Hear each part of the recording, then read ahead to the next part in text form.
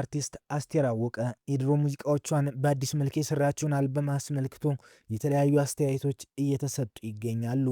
በተለይ የሰርጌ ትዝታ የተሰኘው ሙዚቃ ከብዙዎች ትችት እየቀረበበት ይገኛል። በርካቶች ሀሳብ አስተያየት እየሰጡ ይገኛሉ። ምን አሉ?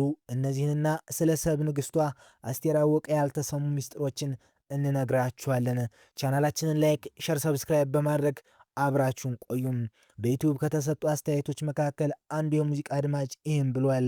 ይህ ሙዚቃ የእውቁ ሙዚቀኛ የግራሚ ሽልማትን የወሰደው የደረጀ መኮንን አሻራ በትልቁ ያረፈበት ነው። ይህንን ሙዚቃ ለዚህን ያህል ዘመን ሕያው አድርገው ያቆዩት 4 ባለሙያዎች ናቸው።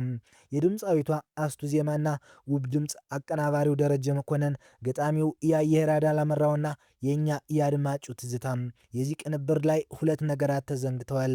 የደረጀ መኮንን የሬንጅመንት ጥልቀትና ፍልስፍናና የኛ ትዝታም። ስለሆነም ይህንን ዘፈን በዚህ መልኩ መስማት ያናድዳል። ለአድማጭ ስሜት ያልተጨነቀ ትዝታችንን የጨፈለቀ ሙዚቃ ነው ብሏል። ፍራኦል ሀበሻ ደግሞ እንዲህ ሲል ሀሳቡን አጋርቷል። አስቴር አወቀ አዲስ የሙዚቃ አልበም መልቀቋን ተከትሎ ዩቲዩብ ላይ የተለያዩ ሰዎች አስተያየት ሲሰጡ ነበር። ለምን የድሮውን መልሳ ዘፈነች የሚሉ አስተያየቶችን ተመልክቻለሁ። ተመችቶናል፣ ደስም ብሎናል ያሉም አሉ። አስቱካ 25 ወይም 26ኛ የሙዚቃ አልበሟን ሰጥታናለች፣ ግን የቀድሞ ሙዚቃዎቿን ነው እንደ አዲስ አድርጋ የሰራችው።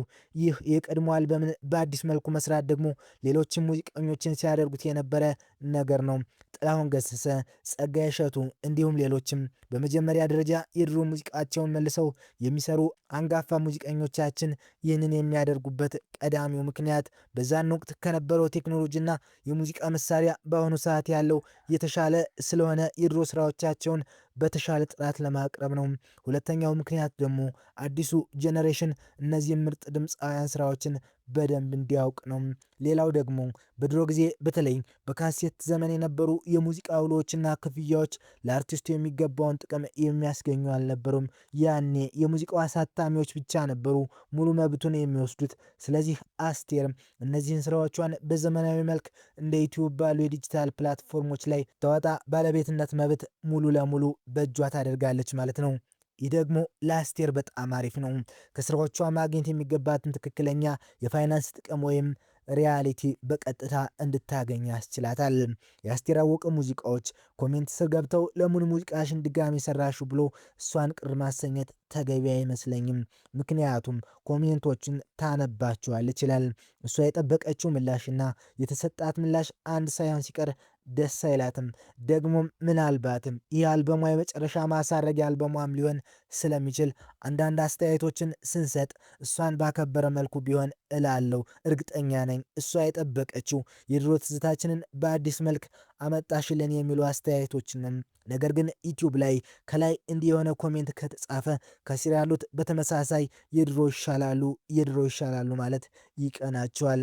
በሀገራችን አርቲስቶች ካለፉ በኋላ ነው ብዙ ጊዜ የሚከበሩት። በህይወት እያሉም የሚገባቸውን ክብር ልንሰጣቸው ይገባል ሲል ይናገራል። አስቱይም በህይወት እያለች ይህንን 26ኛ የሙዚቃ አልበሟን ስለሰጠችን ልናደንቃትና ልናከብራት ይገባል። አስቱዬ፣ አስቱካ በጣም እንወድሻለን። አስቴር አወቀ የድሮ ዘፈኖቿን እንደገና መስራቷን ተከትሎ በርካታ ትችቶች እየቀረበባት ይገኛል። የዝግጅታችን ተከታታዮች እናንተስ በአዲስ ስለተሰሩት ሙዚቃዎቿ ምን ትላላችሁ?